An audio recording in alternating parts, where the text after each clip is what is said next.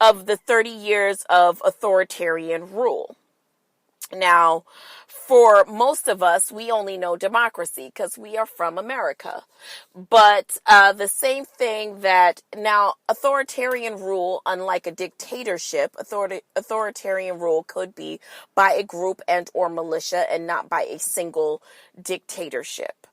And what happened in Sudan is that for 30 years, the people have been basically protesting the one ruling of the group, and the group led by President Omar al-Bashir and also the Janjaweed militia. They've been responsible, allegedly, for killing 15,000 people, raping women in Sudan and Darfur. Now, for those of you who remember, I just said the word Darfur. Darfur is in Sudan. Do you guys remember in the early 2000s when, like, Ocean's 11 first came out and George Clooney and Brad Pitt and my guy, Don Cheadle, who I love so much, such an underrated actor, they were talking about the wanting support for Darfur. I know that if you are someone who is really aware of pop culture, you will remember the times that a lot of the white celebrities and the more mainstream celebrities at the time, which included Don Cheadle, like I said, if you go back to the time of Ocean's 11, you'll definitely remember that there was even telethons for the support of Darfur and wanting to know what was going on in Darfur and wanting to send awareness towards that. Well, this falls under that light. Sudan, Darfur is in Sudan, and what those celebrities were bringing awareness to was that the fact that a crisis backed by those celebrities were involved in wanting to bring awareness to the mass killings and the militias and the unfair elections. So President Bashir has been in power for 30 years, up until this past May, right? He, of course, won those elections unfairly. Listen, we know about some unfair elections here in the U.S. So the elections were won very much like the Trump campaign in an undemocratic way. In 2009, the International Criminal Court basically said that they were going to charge Bashir for genocide related to Darfur. However, the United Nations, that's right, the United Nations, which is supposed to be a group of nations that are coming together in support of one another for things like this. The United Nations did not support this case, so the court had to suspend their 2009 ruling, which would have also taken Bashir out of power. Let me keep going. So, at any rate, here we are 30 years later. Bashir is still in power. He isn't arrested until April of this year. And it's alleged that in a coup, because, of course, that is how they were able to take over from Bashir, is they had to do a coup d'etat. Now, if you know what a coup d'etat is, if you're not sure, that is COUPDE. TAT, I believe, coup d'etat, and that is when the people of a nation decide to overthrow the government. So that is what happened. And basically, early this year, before Bashir was arrested, people had been rallying and demonstrating against the power of the Janjaweed militia as well as President Bashir. What ended up happening is they were not only rallying against that and against the rape and the genocide, but there were also rising food costs as a result of their regime, and there was a fuel shortage. This then morphed into a protest, right?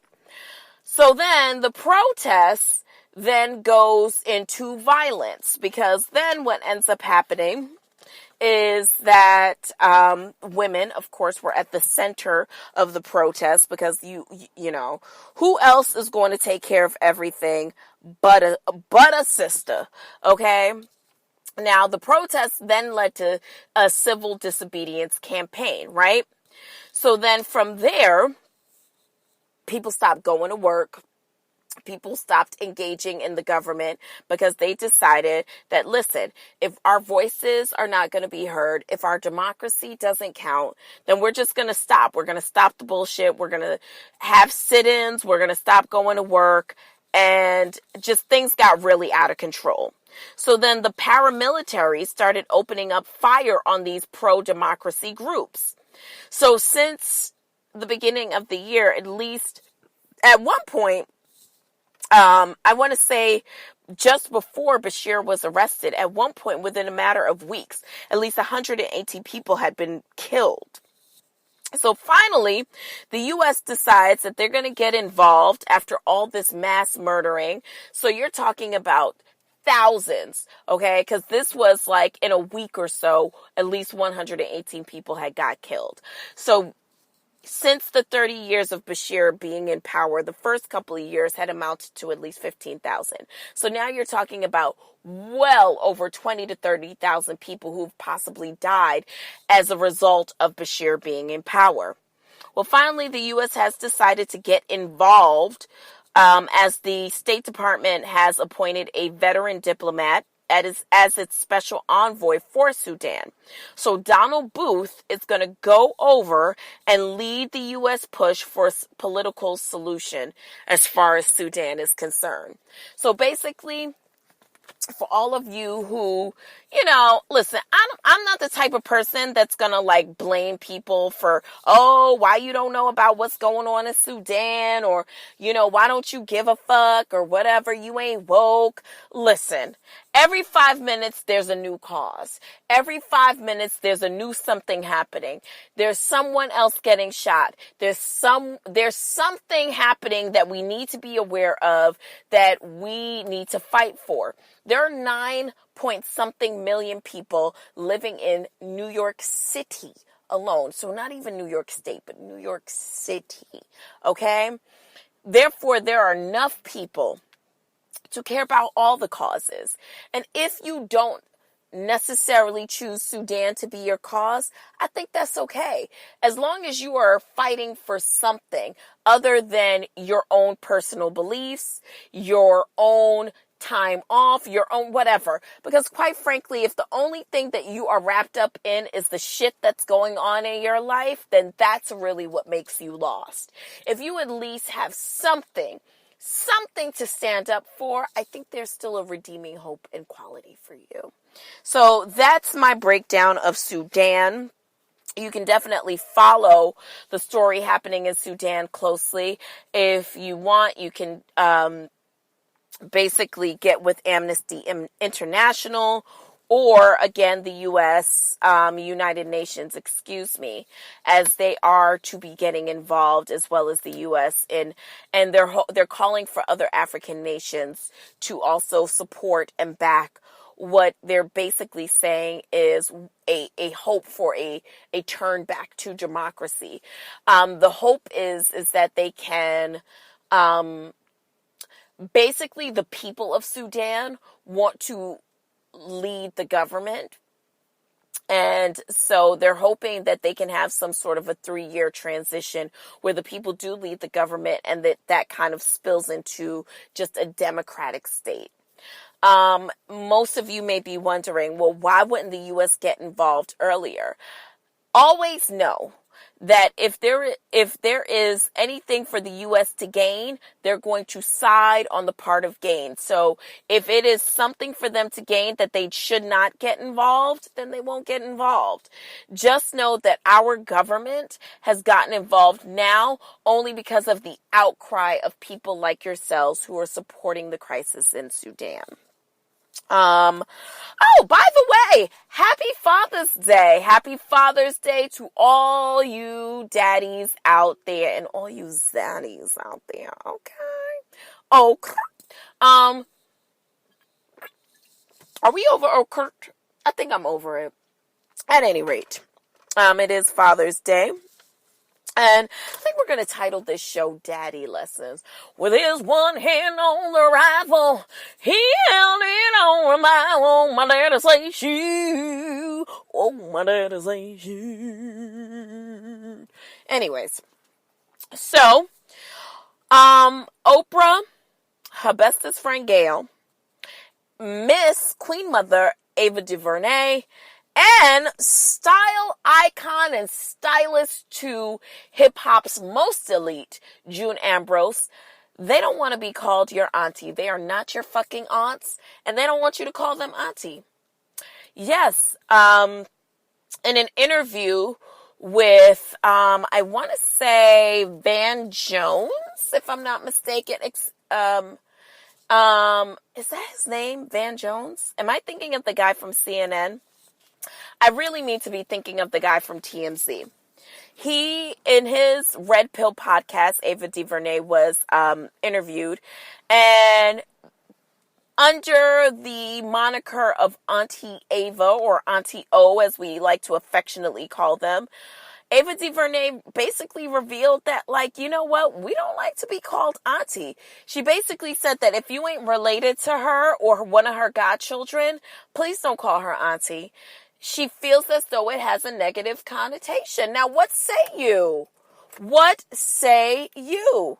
Listen, I know that a lot of people think that the word auntie kind of sounds like Facebook trolling and shake and go wigs and thigh-high boots a la In the Dancery.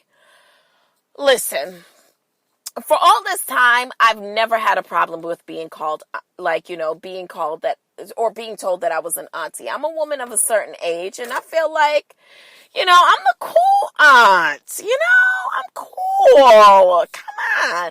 I don't think that there's anything, you know what I think it is?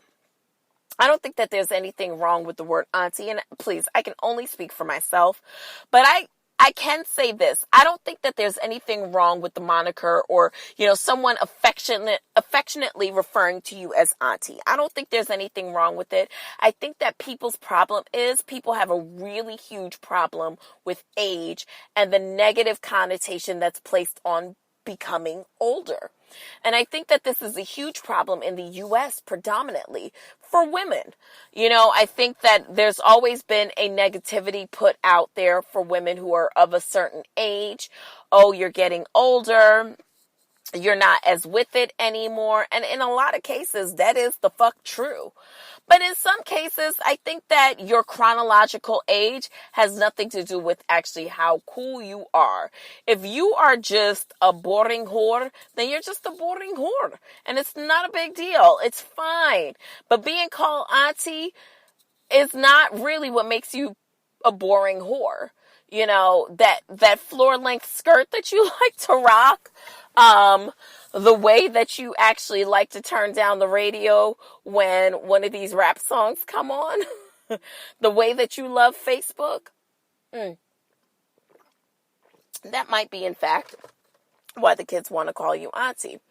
I think of it as a sign of respect. There's a woman at my job, and she's a woman of a certain age. She's older than me. And I call her Miss. Her name is, let's just say her name is Debbie.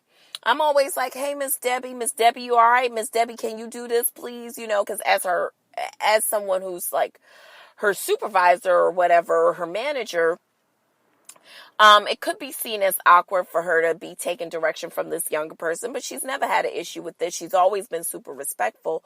But as a sign of respect, I call her Miss. I don't just call her by her first name because I'm not one of her little friends. You know what I mean? I'm not that. I'm younger than her, and I think that she's earned the right to be called Miss or Mrs. or whatever the case is.